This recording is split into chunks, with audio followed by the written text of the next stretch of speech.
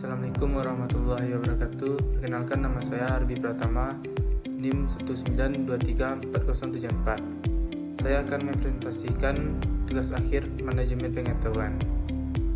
Materi yang pertama yaitu konsep informasi, data, pengetahuan, dan manajemen pengetahuan.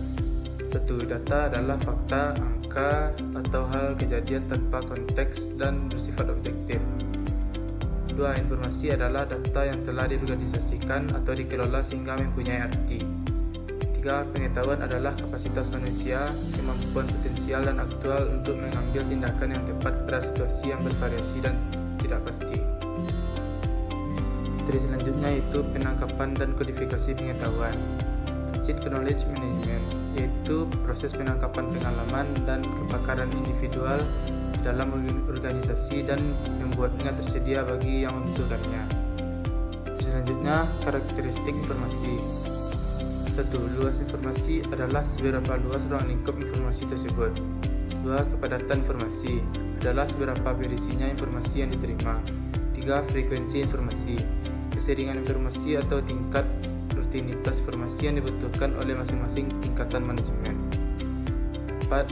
Waktu informasi, informasi tentang kondisi atau situasi yang telah dilalui dan akan dihadapi oleh organisasi tersebut di masa depan. Sumber informasi, sumber dari mana informasi tersebut didapat, yaitu sumber internal dan sumber eksternal.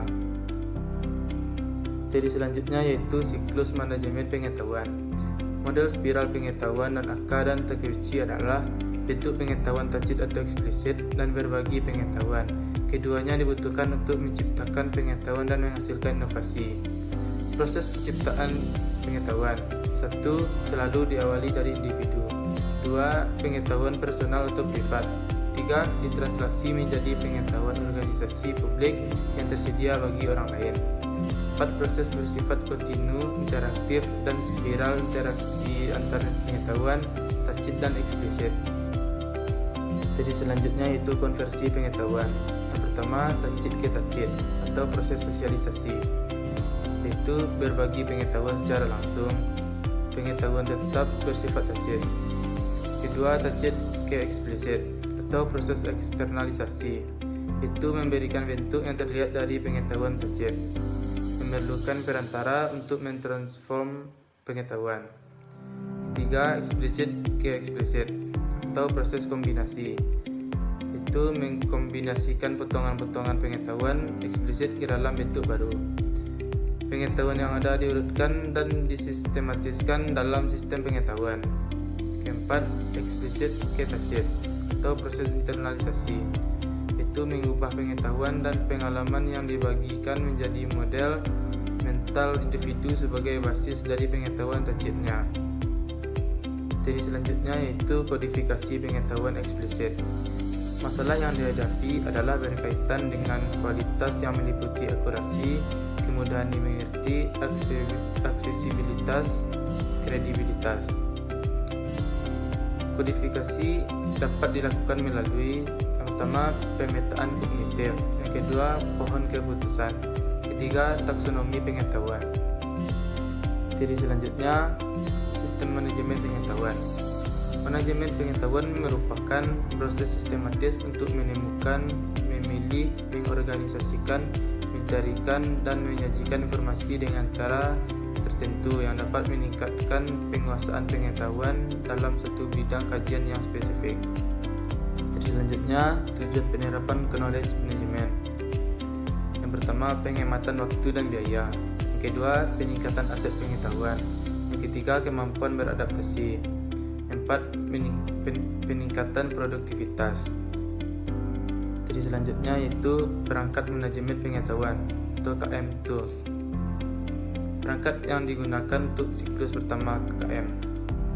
Pertama, perangkat penciptaan konten. Yang kedua, data mining dan penemuan pengetahuan. Ketiga, blog. Keempat, perangkat pengelolaan konten. Jadi selanjutnya, perangkat pengelolaan konten. Yang pertama, pengelolaan konten berharga selama kebergunaan konten tersebut. Kedua, dimulai dari penciptaan konten, penanggan perubahan dan update, penggabungan, pengambilan kesimpulan, dan berakhir di pengarsipan. Selanjutnya, perangkat berbagi dan penyebaran pengetahuan, meliputi penggunaan teknologi komunikasi, telepon, email, dan kolaborasi workflow yang kemudian dikelompokkan ke dalam kategori groupware atau kolaborasi. Perangkat yang digunakan adalah yang pertama groupware dan kolaborasi, yang kedua wikis, yang ketiga teknologi jaringan.